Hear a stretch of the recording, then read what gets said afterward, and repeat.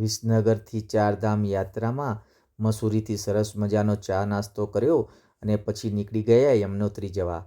પણ યમનોત્રી જતા રસ્તામાં અમને સમાચાર મળ્યા કે અહીંયા આગળ જે જગ્યાએ કૌરવોએ પાંડવોને ષડયંત્ર કરી મારવા માટે લાક્ષાગૃહ બનાવ્યું હતું તે ગામ લાખામંડલ કરીને ગામ છે તે અહીંયા નજદીક જ આવેલું છે.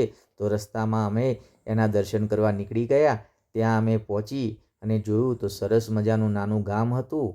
ગામમાં જે જગ્યાએ લાક્ષાગૃહ હતું એ લાક્ષાગૃહવાળી જગ્યા જોઈ.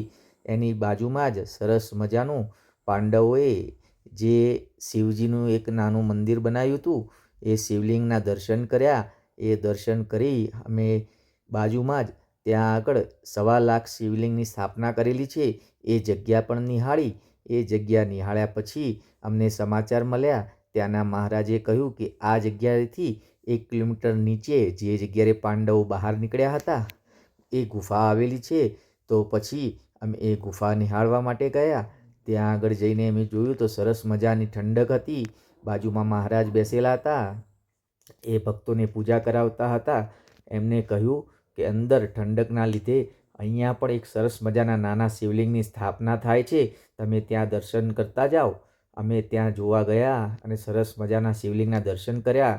અંદર ગુફાની અંદર શિવજીના દર્શન કરી ધન્યતા અનુભવી અમે ત્યાંથી નીકળ્યા બહાર અને પછી અમે નીકળી ગયા ત્યાંથી યમનોત્રી જવા માટે.